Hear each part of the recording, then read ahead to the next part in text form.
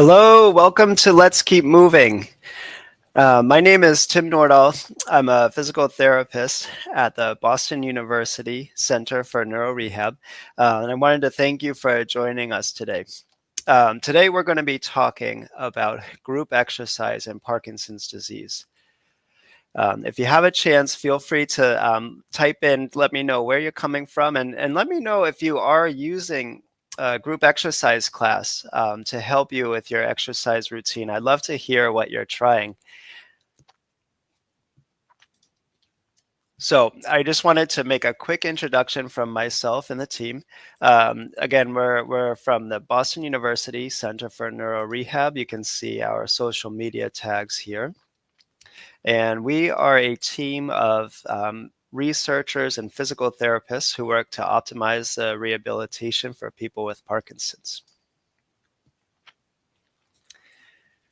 One important note for today is that this presentation is for general advice only, just because I'm not able to give you individualized medical advice over this format. So I hope you'll appreciate that this is more for general informational purposes.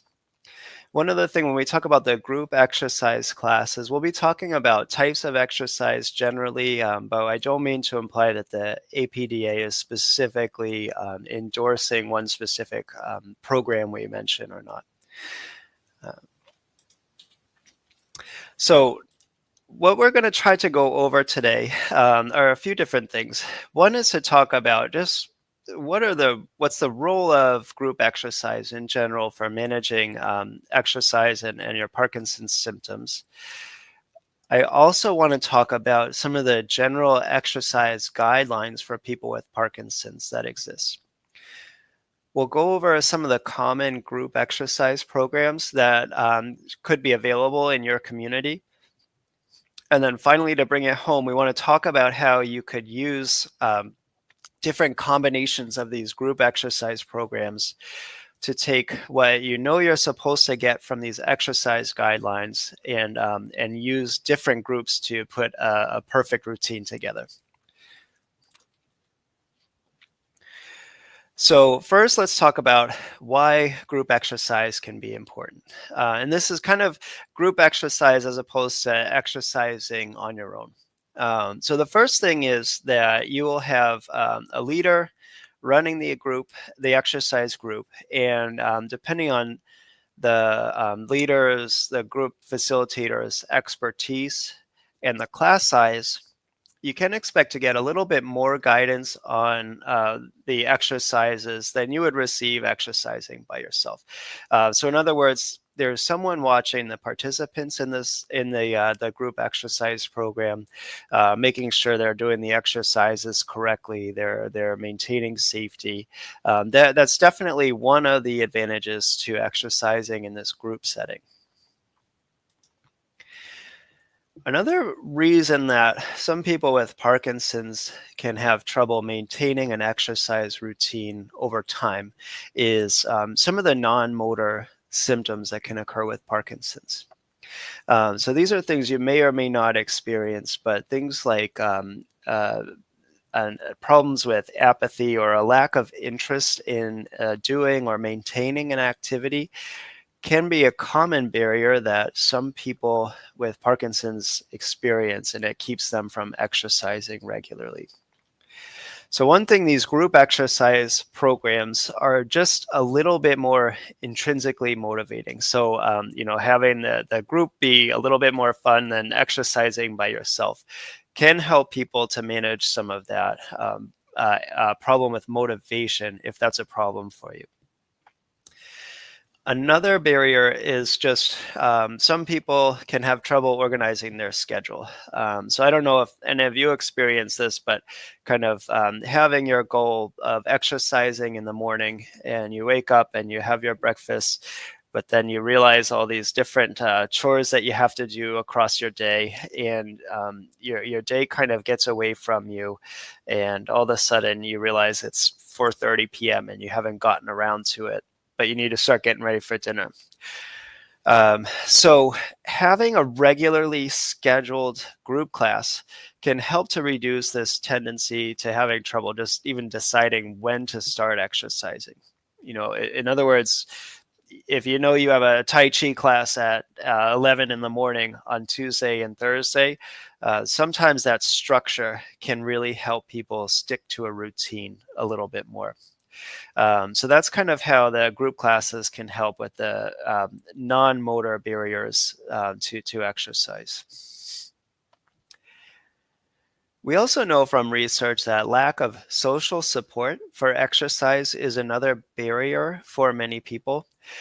So having these social connections embedded into your exercise routine by doing it in this group setting will also help to give you more and more reason to look forward to your workouts and keep you accountable.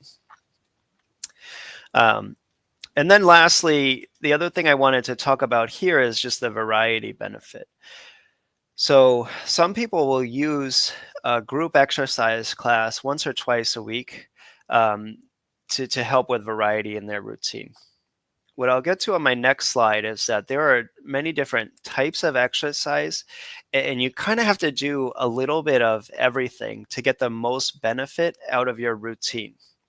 So if you are really regular about one type of exercise, just to give an example, if you really look forward to your cardiovascular exercise, you love cycling, but you don't like to make time for stretching. Maybe you can use a group exercise class to get yourself to work this into your weekly routine. So I'm hoping that's kind of one other thing you'll be thinking about as we talk through these exercise guidelines. Is there a potential gap in your routine? I know this slide is very dense, so I'll kind of go through this a little bit. But I don't want you to feel like you need to read through this or certainly not have it all memorized right now. What I've done is kind of adapted this from the Be Active and Beyond booklet that the APDA has published on their website. So if you don't have this already, this is available for free for anyone who wants to log into the APDA website. You can get a PDF of it even as we're talking. So thanks for Chris for putting the link up below. The big point here is that there are different types of exercise. So here I have 4 categories of exercise that are color coded. And these 4 different types of exercise benefit you in different ways. So up at the top, endurance or cardiovascular exercise is something that you're supposed to get 150 minutes of moderate intensity or 75 minutes of vigorous intensity in your week. For strengthening exercise, which is using bands, weights, or your own body weight to develop muscle strength, kind of doing 2 or 3 sets of 8 to 12 repetitions. You're meant to do that 2 or 3 non-consecutive days per week. For flexibility, you're also meant to stretch the major muscles in your body 2 to 3 days a week. And balance, ideally, you would have 2 or 3 days a week in your routine as well. So when we think about exercise, the main thing I want you thinking about is it's not all the same thing. These different categories of exercise have different benefits for you. And when we go through these group exercise classes, you want to think about what is this getting you in terms of these 4 categories. So next up, I'd like to go through some specific examples of group exercise routines. Before I dive in, I just want to mention that this is definitely not going to be an exhaustive list of everything that could be available in your area. I'm trying to pick things that most viewers would have access reasonably close to them. I'm also going to try to cover a lot of different programs today So this is going to be more of a general overview of a lot of different categories of exercise. So we could probably even do an entire webinar on any one of these topics or a series on them. So if there's enough interest, definitely leave a note in the comments, because if there's something that you'd like to get into more detail specifically about, we'd be happy to work that in a later presentation or a later installment of this series. So on to the examples. The first one I'd like to talk about is cycling. So there are many group exercise classes that will get you up on an exercise bike. So a stationary exercise bike. Cycling has been widely researched and shown to be helpful in managing people's Parkinson's symptoms. When you're in this group setting on a bike, one of the advantages is that you can get this cardiovascular exercise we mentioned, and you can get it at a brisk intensity. You can pedal quickly.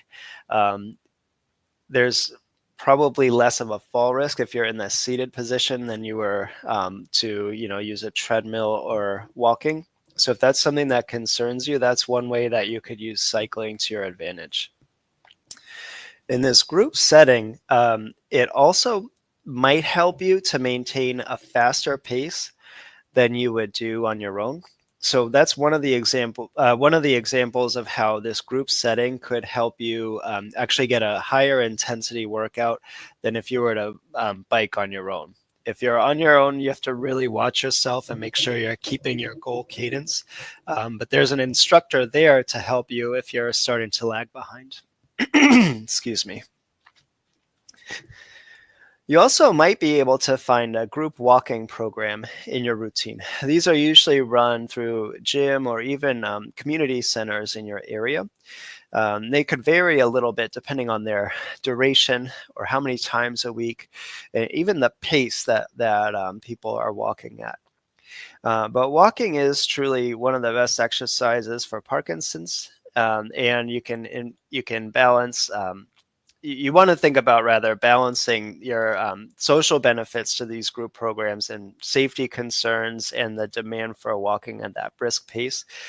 So if you are in a group walking program, just be careful about having to divide your attention and walk and talk at the same time, because sometimes that can interfere with your ability to maintain that faster pace. Next, we have dance. So there's also quite a bit of literature on dance for Parkinson's disease and the benefits that this can have for you. There are a lot of different types of dance programs. And so the specific benefits, if you think about those categories of exercise that I had mentioned earlier, the specific benefits that you would be getting out of it will depend on the type of dance that you're doing. So there are things like ballroom dancing, which are really great for your balance. There's programs like Zumba that is in a lot of gyms, which is a little bit more rigorous, where you might be getting your balance and a little bit of cardiovascular benefit. But this all depends on the individual program that you're in and how it's run. If it's kind of continuous and brisk enough that you feel like you're breathing heavy, or if you can monitor your heart rate and you see that your heart rate's coming up the entire class time, then that would definitely count as a cardiovascular workout, in addition to being great for your balance.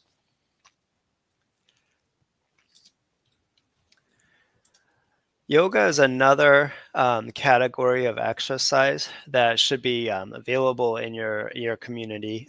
So there's definitely individual yoga studios, or in your local community centers, there may be a yoga program. The benefits to this will depend a little bit on how the individual class is run. I'd say one of the main things you can expect to get out of a yoga routine would be a great flexibility workout. So it's for those of you who may not have done this before, yoga is flowing calisthenic exercises and postures. So you're slowly transitioning between different poses. that are really effective at maintaining your flexibility. They can also help with mindfulness and relaxation, which is a great benefit and really one of the main reasons people do yoga, but a little bit outside of the scope of this type of conversation.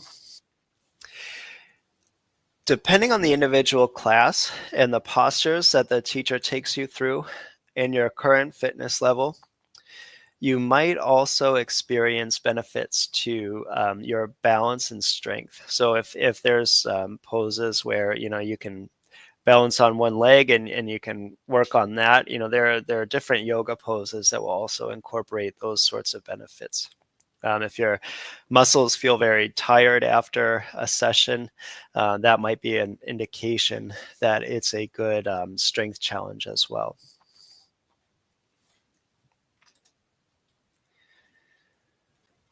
Next, we have Tai Chi, which has been studied widely for its benefits to balance in Parkinson's disease.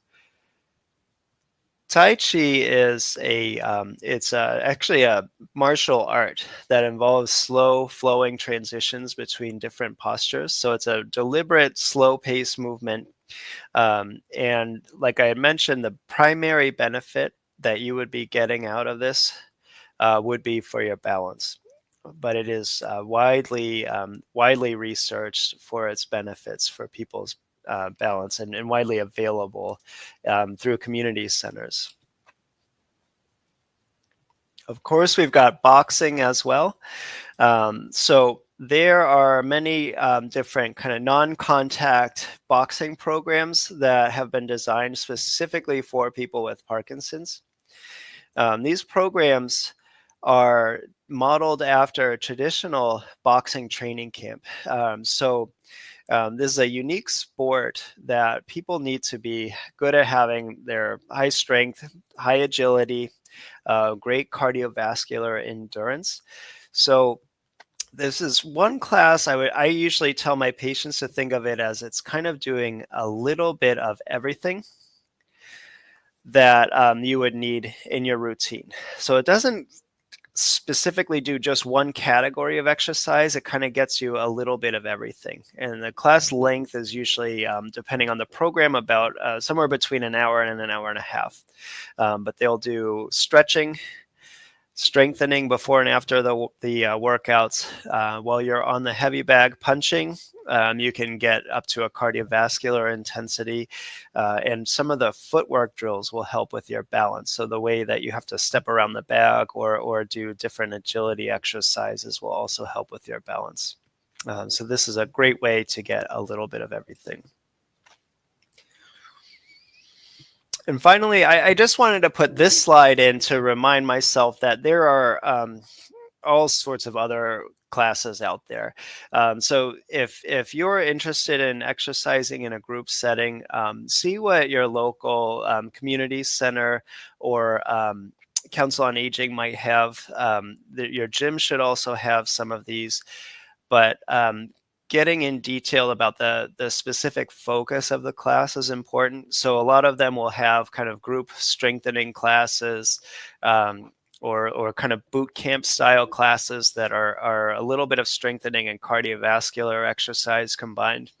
But if you see something that would work with your schedule, it's important to just call ahead and learn a little bit about what you're already doing and what this class is designed to address, because there are certain kind of gaps in your routine that you could fill with these group exercise classes. So here we're just kind of revisiting again. We've talked about how ideally you're getting to cardiovascular exercise, strengthening, flexibility, and balance. And you can use a combination of different classes in your week, or you can do some exercise on your own and pick a group class that is designed specifically to fill one of these gaps that could exist in your routine. So I think while we're talking about this, if you have any kind of questions about your specific routine or how you're using these group classes, feel free to type in a comment, and we'll try to get to as many of the questions that you have as possible. But I wanted to finish with an example of a hypothetical group exercise schedule that's hitting all of these categories. So if I bounce back and forth between my previous slide and here, you see the different categories here, and I've carried forward the same color coding. So this would be someone's week, Monday through Sunday, with the different types of exercise listed across the left-hand part of the screen.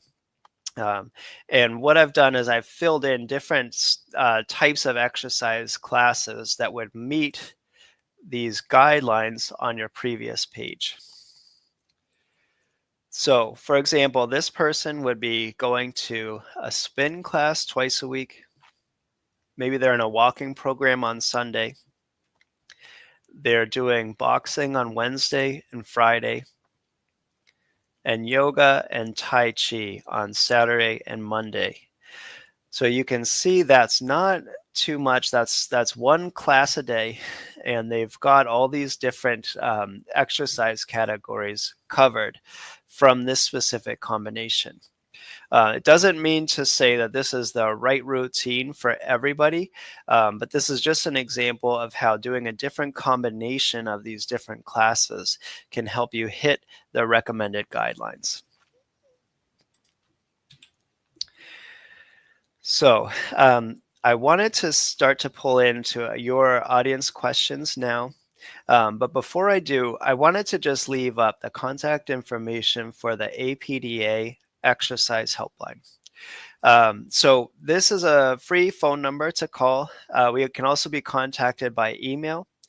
But if you have any questions about your exercise routine that you would prefer not to type into the comments, I want to encourage you to use this free resource that Teresa and myself will be working. So we monitor these questions, and we'll get back to you as fast as we can if you have any questions that we can help with. From here, I wanted to pull on my colleague, Teresa Baker, who's been monitoring the audience questions. So I was going to pull Teresa on so that we could go over your questions now. Hi, Tim. Hi, Thank you Teresa. so much for such a great presentation. I love how you gave so many different examples. And we have had some audience questions, but I'll just share with everyone, just keep them coming for whatever we can get to. We'd love to do it. Tim, let me ask you this question. This actually comes from Kate, who's in Boston. Okay. And Kate says, what are some safety considerations when choosing an exercise class, either in person or virtually, potentially, especially if someone might be at a fall risk? Yeah, this is a great question, and it's a common concern. So one of the things I hadn't mentioned when we were talking about some of the barriers that people with Parkinson's experience for maintaining an exercise routine is the risk of falling or fear of falling is time and time again that comes out in the literature as something that can keep people from exercising regularly. If like let's say if this is you, you would want to call ahead and see how the class is run. So specifically, there are routines like yoga and dance, which I had mentioned are commonly used group exercise programs to help people with their balance. In many cases, if the class is specifically designed for people with Parkinson's, they may have, a chair nearby that you can hold on to if you're feeling challenged for your balance, and they may be able to offer a couple of different exercises. So sometimes they'll have one exercise and an alternative designed for people with balance problems to make sure that everyone can participate equally and keep themselves challenged but safe. So I think it's definitely worth getting to know the instructor before you go in and asking them about that if this is a concern that you have. But just remember, it's important to pick something that you feel safe doing, but find a way to keep active. Another thing I should say is sometimes in this group setting, there's a lot of people, we're all cheering each other on, but I would say don't let don't let the concern of keeping up with everyone in the class let you move more quickly than you know you can. So kind of keeping yourself steady and focusing on challenging yourself at the right level is still really important in a group setting. So I think sometimes just kind of having that conversation with the instructor ahead of time would be helpful. Absolutely. Yes. And kind of a little bit of a follow-up to that. We had a question come to us earlier. Do I have to go to a class specifically for people with Parkinson? Curious your thoughts on that. Yeah, that's it's very some no is a quick answer, I guess. So there are kind of programs designed specifically for people with Parkinson's, and the advantage to going to that is that people will kind of understand some of those pacing concerns and safety considerations. There might be more modifications to the exercises provided. And I think it's also, I mean, I can't speak to this directly, and I don't want to speak for our viewers, but I think, having that social connection of someone that's kind of experiencing something similar to you is really, really beneficial. Absolutely. Um, but you might not have the same availability of some of these classes in your area. So if you can't find it, or you don't want to go to something that's specifically designed for people with Parkinson's, for example, with dance classes, I've recommended just going to a tango or a salsa night for patients if they're interested in that. That you might be it might be a little easier to find just a general program in your area.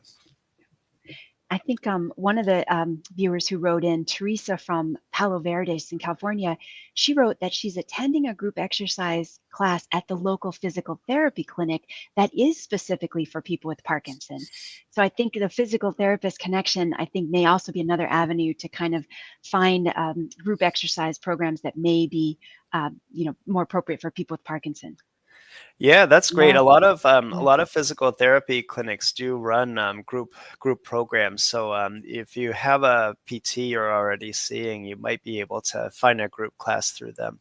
yeah, That's great, Teresa. yeah. Thank you for sharing your Yeah. experience. Tim, another question for you on the topic of fatigue. And Angie writes in how to overcome fatigue in order to get enough exercise or maybe be able to participate in some of these group exercise programs. Love to get your thoughts. Yeah, this can be really tricky.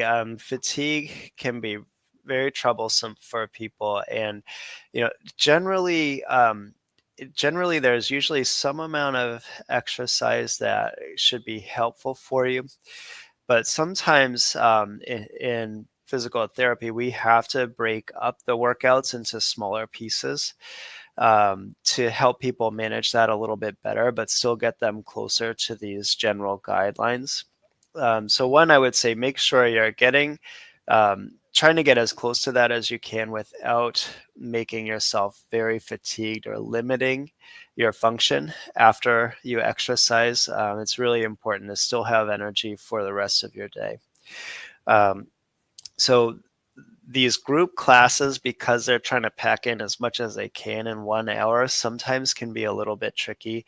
But you might want to try one of the lower impact options, like the Tai Chi or yoga, as part of your way to get into the get started with a group program, and maybe break up some of the other types of exercise into smaller pieces. Um, that's kind of a general guideline, but I think if fatigue is really that noticeable of a problem, the most important thing is probably finding a physical therapist that you can work with, because that line can vary so much person to person that that would be a really good idea. I'd encourage, if fatigue is a limiting factor, to meet with one of us. Absolutely. Absolutely. Oh, Tim, thank you so much for everything today. I do want to mention that our friends in London are on this broadcast, the Dopamine Warriors Boxing Club, and they Oh, just write great. a general comment that the boxing class certainly does cover a lot, including finishing their class with some mindfulness, and also commenting, as you mentioned, that the social interaction in the group is just so powerful. And so, Tim, I think on that note, we want to thank you so much for bringing this topic to our attention and to everybody's comments today. We appreciate this so much. Thank you. Oh, thank you, Teresa. And thanks everyone for logging in. I'm really excited to announce our next installment of Let's Keep Moving. So Teresa, you're going to be presenting in a couple of months, and you'll be telling us about increasing physical activity in your everyday world, practical tips for people with Parkinson's. So I really hope we'll see you there. And if you did have any questions that we didn't get around to, please do consider giving us a call on the APDA exercise helpline. Wonderful. Thank you so much to everybody, and especially to you, Tim. Oh, thank you.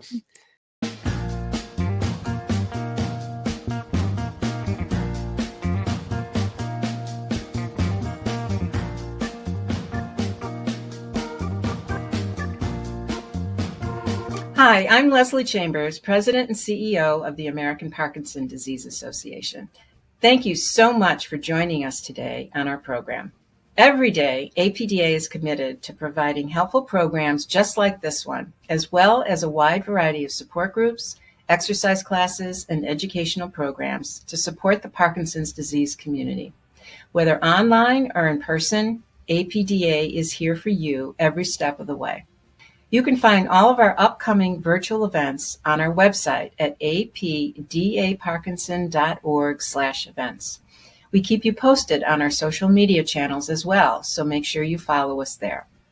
You can also connect to local resources and events through our nationwide network of chapters and information and referral centers. Remember, we're just a click or a phone call away. If you've enjoyed today's broadcast, I hope you will consider making a donation to help keep programs like this possible. Every gift, large or small, helps APDA support people living with PD through thoughtful programming, reliable resources, groundbreaking research, and more. Please visit apdaparkinson.org/donate today to support our critical work for those with Parkinson's. We are so grateful for your generosity. Thank you.